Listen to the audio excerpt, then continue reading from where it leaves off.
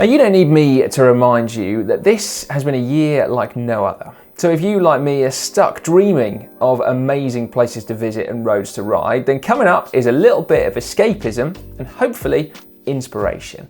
I've been going back having a think about what I reckon are the best roads I've ever ridden. And so coming up is my top 7 list. Now, I'd be very interested to know if you've ridden any too, or indeed if any are going to end up on your wish list of places to go. I'm actually going to start with a road right here in the UK. Last year I ventured up to the north of Scotland with Mark Beaumont to ride the iconic North Coast 500. Now, pretty much the whole of that route is absolutely amazing, except perhaps the last 40 kilometres, which I could have done without, but that's another story entirely.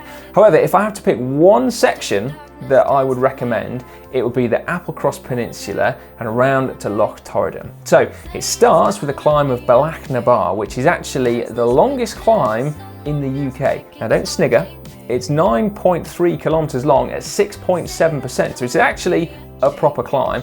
You then descend down into the tiny village of Applecross, which has an amazing pub, before then going up the coast on a very tough but utterly fantastic road, and then bearing round and down the shores of Loch Torridon, which is just breathtaking.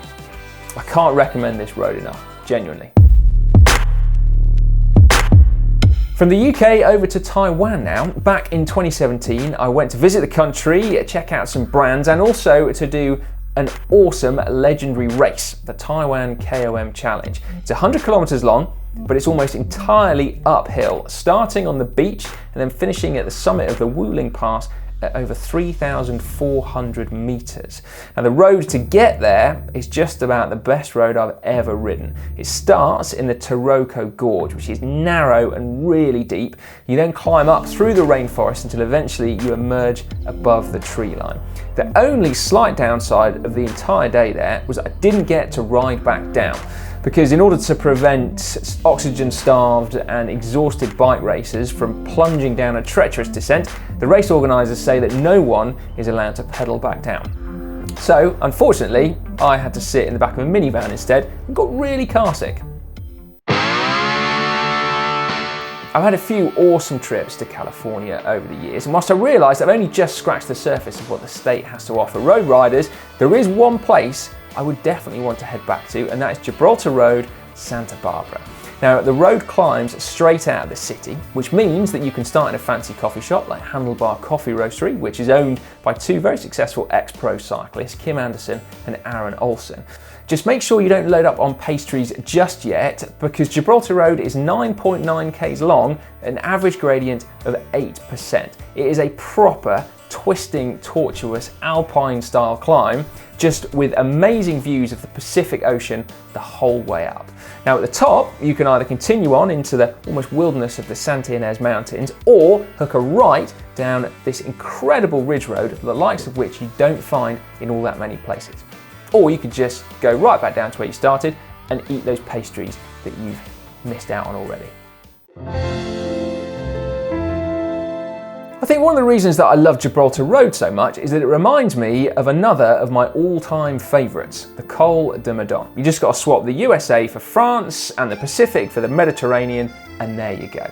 The Col de Madone is 9.77 kilometres long, an average gradient of 7%, and it's just about the most interesting and engaging climb I've ever ridden. The scenery changes massively from bottom to top. The whole way up, it's twisty, it then gets super narrow near the top, and quite frankly, it's something of a treacherous descent should you want to retrace your steps.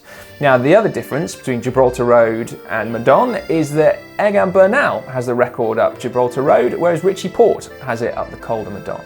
Now, we did a load of filming here back in 2014, including one of our first ever presenter races, and also Dan trying to break Richie Porte's record whilst riding a shopping bike. He was in much better form back then. Now, speaking of riding with Lloydie, here's one that I would not have thought would have made my list until I visited and discovered a cycling paradise, Gran Canaria, which is a Spanish island in the Atlantic Ocean off the coast of North Africa. Destination of 1,000 grannies looking for warm weather every winter, and also bike riders. Now, we filmed an epic ride there, and actually the one section that I would recommend more than others is called the Valley of Tears. And it's not just because it's an amazing stretch of road, it's not just because the scenery is breathtaking, but it's also because it's not often that you get genuinely scared riding down a hill. And it is really quite scary. It's narrow, it's very twisty, it's very exposed, and it's also very steep. So make sure your brakes are working well when you hit the top, and avoid running cheap carbon wheels and rim brakes down there because they actually might melt. Now, fortunately, there is an amazing climb to the top here that's amazing in a classic way and not at all scary, and the views all around are just to die for. It's brilliant.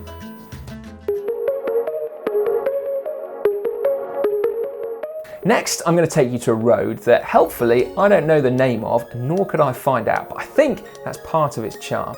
It lies deep in the Atlas Mountains of North Africa, south of Marrakesh in Morocco, and it is a pristine ribbon of tarmac that winds through a remote valley. It's arid all around, except a river keeps the bottom of the valley lush and fertile. So you descend down through farmsteads and tiny villages, fields and trees and terraces. It's just amazing. Now, although you are on a road, there is almost no traffic. Cars do not form part of regular day-to-day life here. And so frankly, I felt like a bit of an alien in my Lycra and riding a top-of-the-range carbon road bike.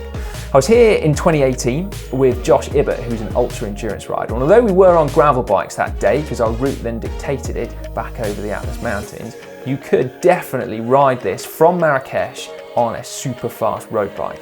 And that would be quite the adventure.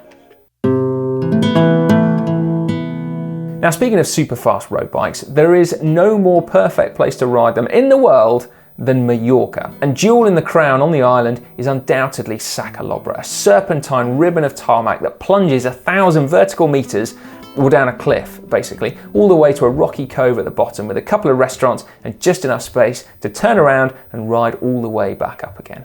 And that climb is a brilliant testing ground, either to pit yourself head to head against the times of some of the world's best pro cyclists, or indeed just to try and get to the top of this absolute monster.